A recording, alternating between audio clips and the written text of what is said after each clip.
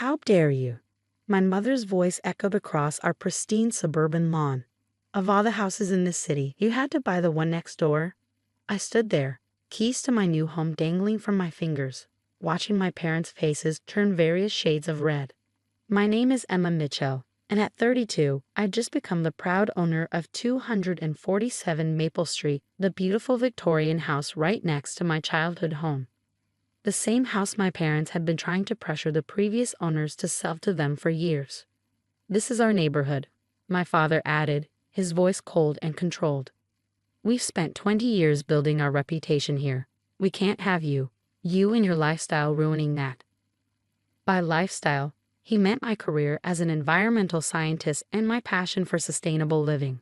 Apparently, my solar panels and composting plans would destroy their perfectly manicured image of suburban success.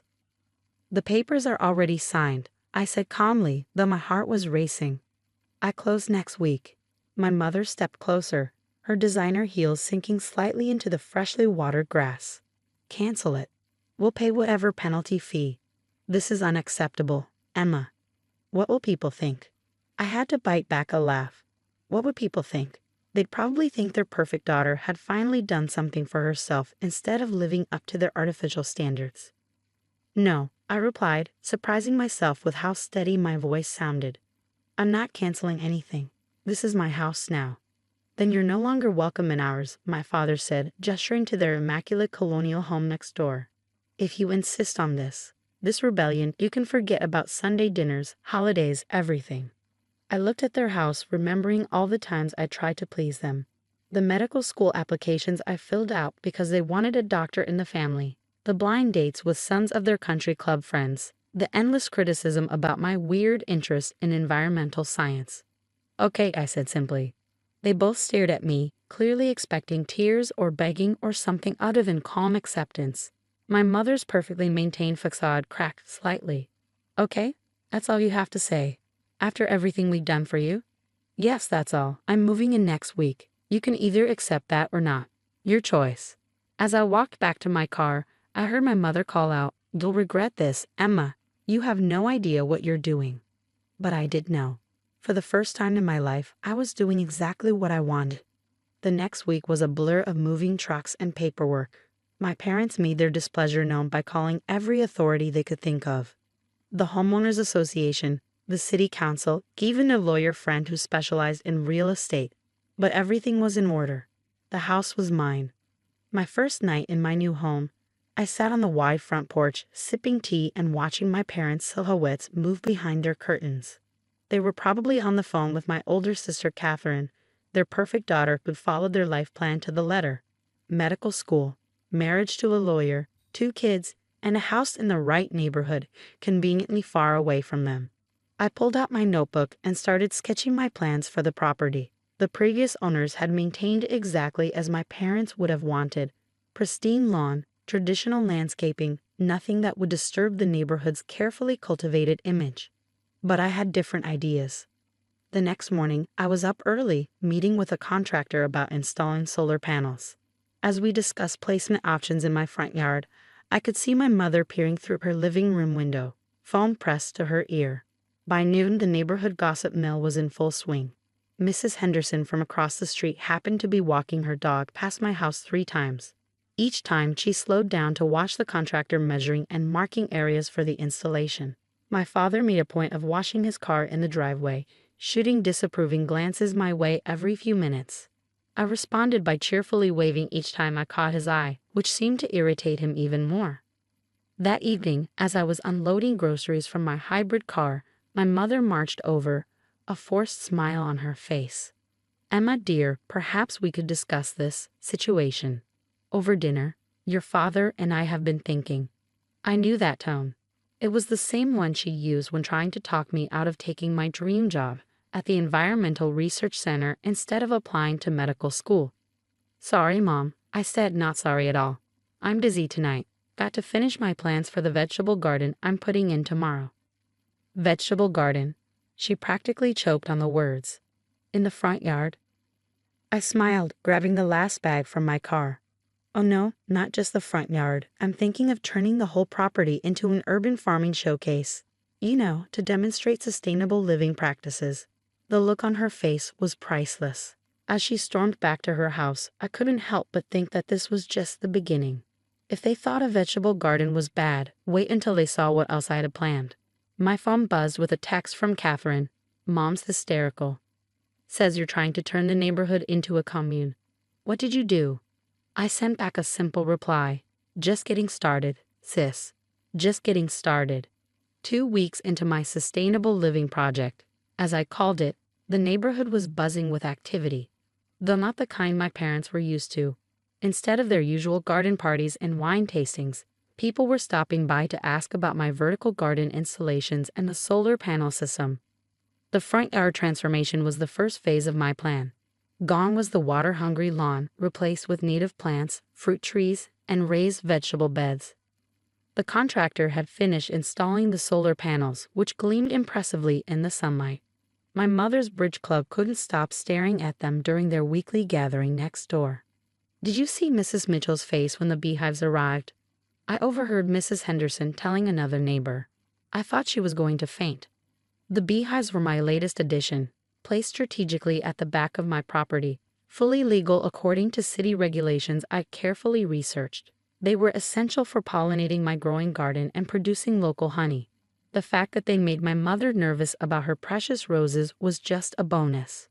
One morning, I was tending to my tomato plants when a group of elementary school students stopped by with their science teacher. They were studying ecosystems, and their teacher had heard about my sustainable urban farm project. Would you mind giving us a tour? The teacher asked enthusiastically. This is exactly what we've been learning about. I spent the next hour showing the children around, explaining how everything worked together. The bees pollinating the plants, the compost system enriching the soil, the solar panels powering the house. Their excitement was contagious, and their questions were insightful. As the kids gathered around the beehives in their little protective suits I provided, I noticed my father watching from his study window. For a moment, I caught something in his expression that looked almost like interest before he quickly closed the curtains. That evening, a local news crew showed up. Apparently, word had spread about my urban farming project, and they wanted to do a feature on sustainable living in suburban areas. As they set up their cameras in front of my house, I saw my mother practically running to close all their curtains. This is embarrassing, she hissed when she caught me in the driveway later. The neighbors keep asking us about your experiment. The Hendersons' grandchildren want to start a vegetable garden. Do you have any idea what this is doing to property values? Actually, I did. Houses in the neighborhood had started getting more attention from buyers, specifically because of the innovative green living showcase on the street. My real estate agent friend had told me property values were rising, not falling. But before I could explain this to my mother, a sleek Tesla pulled into my driveway.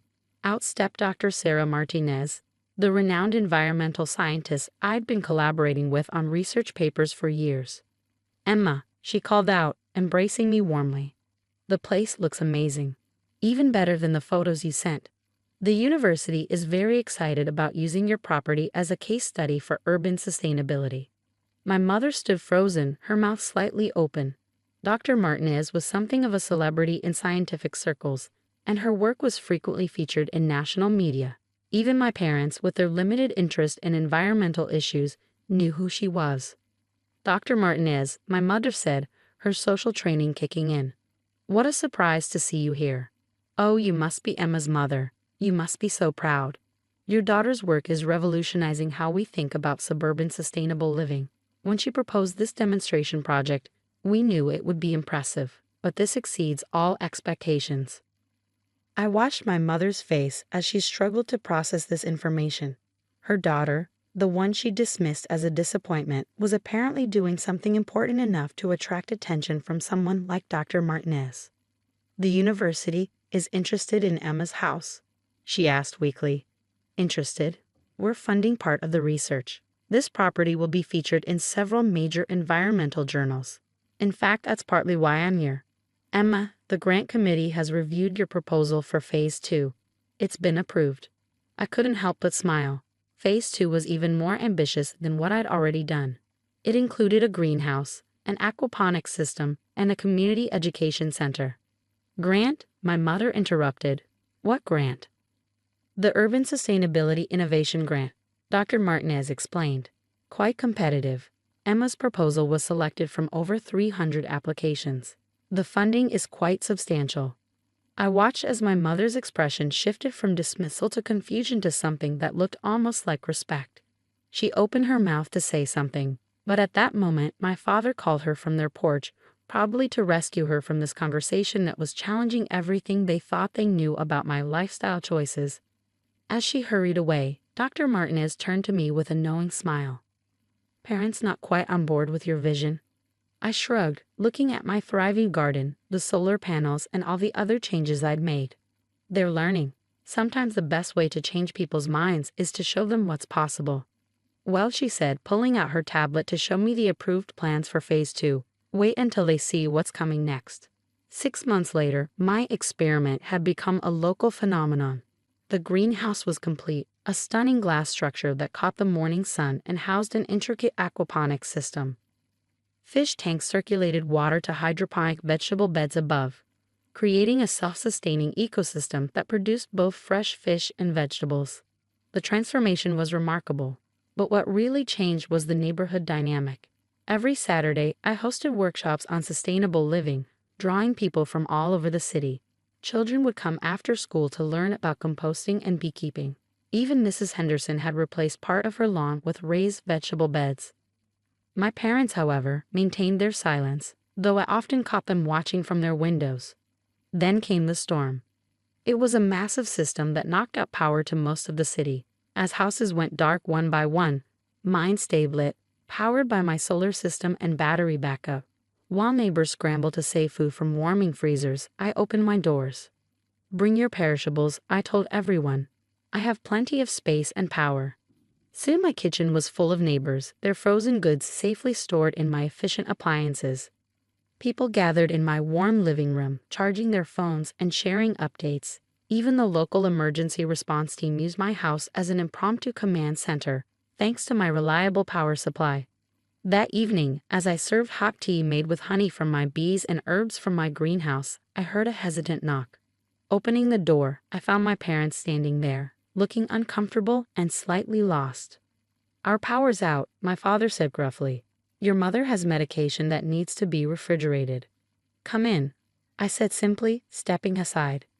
They entered cautiously, as if expecting to find some kind of hippie commune. Instead, they saw their neighbors comfortably gathered, children playing board games by warm LED lights, elderly Mrs. Peterson napping in my reading nook, all while the storm raged outside. Emma, Mrs. Henderson called out, tell your parents about how the aquaponics system works. I was just saying how amazing it is that you're growing fresh vegetables and raising fish right here in the neighborhood. My father's head snapped up. Fish. For the first time in months, he actually looked interested rather than disapproving. I remembered how he used to love fishing when I was young, before social obligations and country club memberships took over his weekends. Would you like to see? I offered. He hesitated, then nodded. As I showed him the greenhouse, explaining how the system worked, I saw a glimpse of the father I remembered from my childhood. Curious, engaged, asking intelligent questions about water flow and fish species. My mother, meanwhile, had discovered that several of her friends from the Bridge Club were regular attendees at my gardening workshops. The tomatoes Emma taught us to grow are better than anything from the store, Mrs. Peterson told her. And did you know your daughter's been teaching cooking classes using fresh ingredients from the garden? Even my grandchildren eat vegetables now. The power outage lasted 3 days. During that time, my house became a community hub. People came together, shared resources, and helped each other in ways they never had before. And my parents got to see firsthand what I actually created, not just a sustainable living project, but a way to build real community. On the 3rd day, as power was being restored across the city, my father pulled me aside. Emma, he said, looking slightly embarrassed. I've been thinking, that empty corner of our backyard, would it be suitable for a small vegetable garden? And perhaps you could show me more about the fish farming. My mother, overhearing, added hesitantly, I noticed your herb garden is actually quite elegant. Perhaps we could discuss some suggestions for our landscaping. I smiled, remembering their initial reaction 6 months ago. I'd love to help. Maybe we could start with dinner. I'm making fresh pasta with vegetables from the greenhouse. They exchanged glances, then nodded. We'd like that, my mother said softly. That evening, as we sat down to our first family dinner in months, I looked out the window at my thriving urban farm. The solar panels gleamed in the setting sun, the beehives hummed with activity, and the greenhouse glowed softly in the dusk. My parents had kicked me out of their lives because I dared to live next door and challenge their views of success. But in the end, it wasn't arguments or confrontation that changed their minds. It was showing them a different way was possible. As my father asked about installing solar panels on their roof and my mother discussed plans for a herb garden, I couldn't help but smile. Sometimes the best revenge isn't about getting even. It's about growing something better than what was there before.